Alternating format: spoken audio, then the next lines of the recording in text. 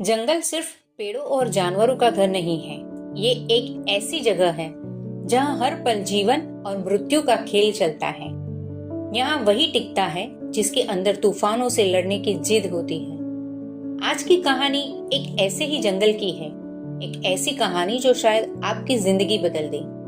अगर आप अपनी जिंदगी की मुश्किलों से हार मान रहे हैं, अगर आपको लगता है कि सिर्फ आपके हिस्से में दुख क्यों है, तो अगले कुछ मिनट इस कहानी को बहुत ध्यान से सुनिए। एक बहुत घने जंगल के बीचों बीच एक विशाल बरगद का पेड़ था। उसकी जड़ें जमीन में इतनी गहरी थी और उसकी शाखाएं इतनी विशाल थी कि मानो उसने पूरे आसमान को अपनी बाहों में समेट रखा हो। वो जंगल का दादा कहलाता था। उसी बरगद की छांव में एक छोटा सा नन्हा पौधा उगाया था। वो पौधा बहुत नाजुक था। थोड़ी सी हवा चलती तो वो डर जाता, थोड़ी सी बारिश होती तो वो झुक जाता। एक दिन वो नन्हा पौधा बहुत उदास था। उसने ऊपर देखा, जहाँ बरगद का पेड़ शान से खड़ा था। नन्हे पौधे ने रोते हुए पूछा, दादाजी, मेरी किस्मत इतनी खराब क्यों है? बूढ़े बरगद ने अपनी पत्तियों को खड़खड़ाते हुए पूछा, क्या हुआ बेटा, तुम इतना दुखी क्यों हो? पौधा बोला, ये जंगल कितना निर्दयी है।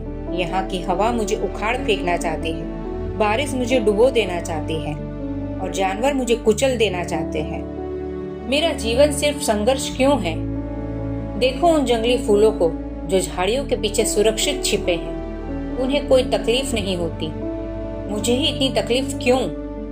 बरगद का पेड़ कुछ बोलता, उससे पहले ही मौसम बदल गया। अचानक आसमान काला पड़ गया। जंगल में सन्नाटा छा गया, जो आने वाले तूफान का संकेत था। हवाएं चीखने लगी। ये उस साल का सबसे भयंकर तूफान था। नन्हा पौधा डर से कांपने लगा। उसने बरगद से कहा, दादाजी, मुझे बचा लो, मैं मर जाऊंगा। ये हवा मुझे जड़ से उखाड़ देगी।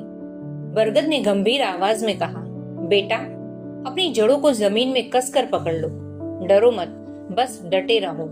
जो झुकता नहीं वो टूट जाता है, अपनी जड़ों पर भरोसा रखता है वो बच जाता है। तूफान ने अपना कहर बरपाना शुरू किया। बारिश की बूंदें गोलियों की तरह बरस रही थी। वो नन्हा पौधा बार बार जमीन से लग जाता, फिर खड़ा होता, फिर गिरता। उसे लगा कि आज उसका आखिरी दिन है। उसे उन सुरक्षित फूलों की याद आ रही थी जो चट्टानों की ओट में छुपे थे। हवाएं उसे नोच रही थी, लेकिन अनजाने में ही सही, खुद को बचाने के लिए वह नन्हा पौधा अपनी नन्ही जड़ों को और गहराई में और मजबूती से मिट्टी में धंसाता जा रहा था। वो संघर्ष कर रहा था अपने अस्तित्व के लिए। रात गुजरी, तूफान थमा और सूरज की पहली किरण जंगल पर पड़ी। जंगल का नजारा बदल चुका था। कई बड़े बड़े पेड़ जो बाहर से मजबूत दिखते थे लेकिन अंदर से खोखले थे, वो उखड़कर गिर चुके थे। लेकिन वो नन्हा पौधा अभी भी खड़ा था। जहां उसके कुछ पत्ते झड़ गए थे, वो थका हुआ था, लेकिन वो जिंदा था। और मजे की बात यह थी कि आज वह कल से ज्यादा मजबूत महसूस कर रहा था। उसने देखा कि जिन सुरक्षित फूलों से वह जलता था, वे तेज बारिश में बह चुके थे, क्योंकि उनकी जड़ें गहरी नहीं थी। उन्होंने कभी हवा के थपेड़े नहीं सहे थे, इसलिए पहले ही झटके में वो खत्म हो गए। बूढ़े बरगद ने मुस्कुराते हुए नन्हे पौधे को देखा और कहा, बेटा, आज तुम्हें कुदरत का सबसे बड़ा नियम समझ आया। तुम कल शिकायत कर रहे थे कि तुम्हारे जीवन में इतना संघर्ष क्यों है। देखो, उसी संघर्ष ने, उसी तूफान ने तुम्हें मजबूर किया कि तुम अपनी जड़ों को गहरा करो। अगर कल रात वह तूफान न आता तो तुम अपनी पकड़ मजबूत नहीं बनाते और शायद एक दिन सामान्य हवा में ही गिर जाते। तूफान पेड़ों को गिराने के लिए नहीं आते, वे पेड़ों को यह सिखाने आते हैं कि उनकी जड़ें कितनी गहरी होनी चाहिए। दोस्तों, हमारी जिंदगी भी उस जंगल की तरह है और हम सब भी उस नन्हे पौधे की तरह हैं। जब भी आपकी जिंदगी में मुश्किलें आए, जब लगे कि भगवान सिर्फ आपको ही दुख दे रहा है, जब ऑफिस में प्रेशर बढ़ जाए, जब रिश्तों में दरार आए या जब जेब खाली हो जाए, तो याद रखना, ये वो तूफान है जो आपको उखाड़ने नहीं बल्कि आपकी जड़ें मजबूत करने आया है। जो इंसान संघर्ष से भागकर सुरक्षित कोना ढूंढता है, वो उन फूलों की तरह होता है जो पहली बारिश में ही बह जाते हैं।